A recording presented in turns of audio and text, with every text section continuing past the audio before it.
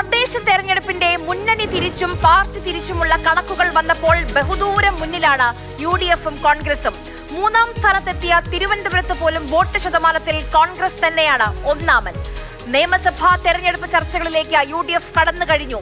ഇന്നലത്തെ അസോസിയേറ്റ് പ്രഖ്യാപനവും ഇന്ന് മുരളീധരൻ ഗുരുവായൂരിലേക്കെന്ന വാർത്തയും ചടുല നീക്കങ്ങൾ സാക്ഷ്യപ്പെടുത്തുന്നുണ്ട്. പക്ഷേ അസോസിയേറ്റ് ആകാനില്ല എന്ന വിഷ്ണുപുരം ചന്ദ്രശേഖറും ഗുരുവായൂരിലേക്കില്ല എന്ന മുരളീധരനും. അതിനു പിന്നാലെ കൊച്ചിയിലെ പൊട്ടിത്തെറി.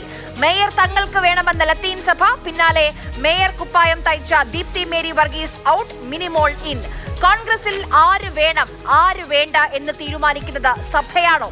ഇന്നത്തെ പ്രൈം സ്റ്റോറി ഇതാണ്. സമുദായ സമ്മർദ്ദത്തിൽ വീണോ കോൺഗ്രസ്? കൊച്ചി UDF തിരിച്ചു പിടിച്ചപ്പോൾ മേയർ ആരാകുമെന്ന ചോദ്യമുണ്ടായിരുന്നു. പല പേരുകൾ കേട്ടുവെങ്കിലും അതിൽ ആദ്യത്തെ പേര് അത് ദീപ്തി മേരി വർഗീസ് തന്നെയായിരുന്നു. KPCC ജനറൽ സെക്രട്ടറിയാണ്. വർഷങ്ങളായി എറണാകുളത്തെ രാഷ്ട്രീയ രംഗത്ത് സജീവം. പക്ഷേ സ്ഥിതി മാറി മറിഞ്ഞു. കൊച്ചി കോർപ്പറേഷനിൽ VK മിനിമോളാണ് മേയർ. എന്താണ് ദീപ്തിയുടെ അയോഗ്യതയും മറ്റുള്ളവരുടെ യോഗ്യതയും? തദ്ദേശ തെരഞ്ഞെടുപ്പിൽ കോൺഗ്രസിന് 4 കോർപ്പറേഷനാണ് കിട്ടിയത്. അതിൽ കൗൺസിൽ സ്ഥാനത്ത് ജയിച്ചു കയറിയ ഒരേ ഒരു KPCC ജനറൽ സെക്രട്ടറിയേ ഉള്ളൂ. അത് ദീപ്തി മേരി വർഗീസ് ആണ്. അത് മാത്രമല്ല, തെരഞ്ഞെടുപ്പ് ഫലം വന്നതിന് പിന്നാലെ KPCC ഒരു സർക്കുലർ പുറത്തിറക്കിയിരുന്നു. ഉന്നത സ്ഥാനങ്ങളിൽ ഇരിക്കുന്നവർക്ക് പ്രത്യേക പരിഗണന നൽകണമെന്ന്. അപ്പോൾ ഇത്രയൊക്കെ അനുകൂല ഘടകങ്ങൾ ഉണ്ടായിട്ടും എങ്ങനെയാണ് ദീപ്തി ഔട്ടായത്? തനിക്കറിയില്ല എന്നാണ് ദീപ്തി മേരി വർഗീസ് പറയുന്നത്. ഇപ്പോൾ തീരുമാനം വന്നു എന്ന് എന്നോടാരും ഔദ്യോഗികമായിട്ട് പറഞ്ഞിട്ടില്ല. പ്രഖ്യാപിച്ചോ എന്നുള്ളത് എനിക്കറിയില്ല. ഞാൻ പറഞ്ഞ എന്നോട് കമ്മ്യൂണിക്കേറ്റ് ചെയ്തിട്ടില്ല.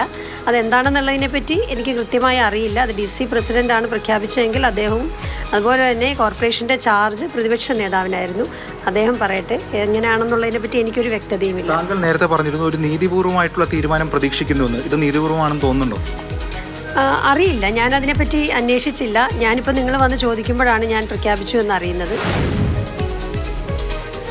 ദീപ്തിക്കെതിരെ പടയൊരുക്കം നടത്തിയത് AI ഗ്രൂപ്പുകൾ സംയുക്തമായാണ്. പറയുന്നത് മറ്റാരുമല്ല, കോൺഗ്രസിന്റെ മുതിർന്ന നേതാവ് അജയ് തറയിലാണ്. ഇത് ഇന്നലത്തെ മഴയിൽ കൊടുത്തവളല്ല ദീപ്തി. 91 മുതൽ മഹാരാജാസിൽ SFIക്കാർ തല്ലുകൊണ്ട് വളർന്ന് KSUയുടെ, യൂത്ത് കോൺഗ്രസിലൂടെ മഹിളാ കോൺഗ്രസിലൂടെ വളർന്നു വന്ന ധീരയായ ഒരു നേതാവാണ്. ആ നേതാവിനെ വെട്ടാൻ വേണ്ടി ഗ്രൂപ്പുകൾ ഒത്തുകൂടി എന്നുള്ളതാണ് ഏറ്റവും രസകരമായ വസ്തുത. ഇതിനെതിരെയുള്ള പോരാട്ടം നടത്തും. 4 തവണ ജയിച്ച മിനിമോളെ കുറച്ചു കാണുകയല്ല. പല ഡിവിഷനുകളിൽ ജയിച്ചിട്ടുണ്ട് മിനിമോൾ. മാമംഗലം, പാലാരിവട്ടം. അവരുടെ പ്രവർത്തനങ്ങളിൽ നല്ല അഭിപ്രായവുമാണ്. ഇവിടെ ചോദ്യം അതല്ല. സമുദായത്തിന്റെ സമ്മർദ്ദത്തിന് മുന്നിൽ കോൺഗ്രസിന്റെ ആദ്യത്തെ വിക്കറ്റ് വീണോ എന്നാണ്. 18-ാം തീയതിയാണ് കൊച്ചി മേയറായി ലത്തീൻ സമുദായ അംഗത്തെ വേണമെന്ന് ലത്തീൻ സഭ ആവശ്യപ്പെട്ടത്. ഇന്ന് 23, 5 ദിവസം ലത്തീൻ സഭാംഗം മിനിമോൾ കൊച്ചി മേയർ. വരാപ്പുഴ, കൊച്ചി, ആലപ്പുഴ എന്നീ രൂപതകളുടെ പ്രബലമായ ലത്തീൻ രൂപതകളുടെ സ്വാധീനം വളരെ അധികമുള്ള ഒരു കോർപ്പറേഷനാണ് കൊച്ചി കോർപ്പറേഷൻ. പാർട്ടിയാണ് തീരുമാനിക്കേണ്ടത് ആരാണ് മേയറെന്നും ആരാണ് ഡെപ്യൂട്ടി മേയറെന്നും. ഈ 18 ലത്തീൻ കത്തോലിക്കരായ കൗൺസിലേഴ്സ് ഉണ്ട്. ഈ സ്ഥാനങ്ങളിലേക്ക് ഉചിതനായ ഒരു സ്ഥാനാർത്ഥി, അത് ലത്തീൻ കത്തോലിക്ക സമുദായത്തിൽ നിന്നുള്ള സ്ഥാനാർത്ഥി വേണം, കൗൺസിലറെ വേണം എന്നുള്ള ഒരു ആഗ്രഹം ഞങ്ങൾ നേതൃത്വത്തിന് മുൻപിൽ വച്ചിട്ടുണ്ട്. ഒരു ഭാഗത്ത് ലത്തീൻ സഭ, മറുഭാഗത്ത് AI ഗ്രൂപ്പുകളുടെ ഐക്യം. ഒരാളെ വെട്ടാൻ എന്തൊരൊത്തൊരുമയാണ്. അത് കാണാതെ പോകരുത്. 2015-ൽ ഫോർട്ട് കൊച്ചിയിൽ നിന്ന് ജയിച്ച ഷൈനി മാത്യുവിനെ അന്ന് മേയറാക്കാമെന്ന് പറഞ്ഞിരുന്നു. പക്ഷെ അത് നടന്നില്ല. അതിന് പകരം ഇത്തവണ 2.5 വർഷം നൽകണമെന്ന് A ഗ്രൂപ്പ് ആവശ്യപ്പെടുന്നു. കോൺഗ്രസിന് 42 കൗൺസിലർമാരാണ് കൊച്ചി കോർപ്പറേഷനിലുള്ളത്. ഇതിൽ 4 പേർ മാത്രമാണ് ദീപ്തി മേരി വർഗീസിനെ പിന്തുണച്ചത്. ഭൂരിപക്ഷം മിനിമോളുടെ കൂടെ നിന്നു.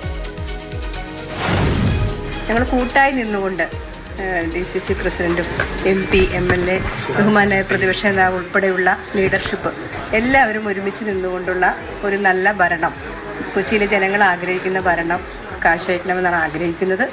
എല്ലാവരുടെയും സപ്പോർട്ട് ഉണ്ടാവണം.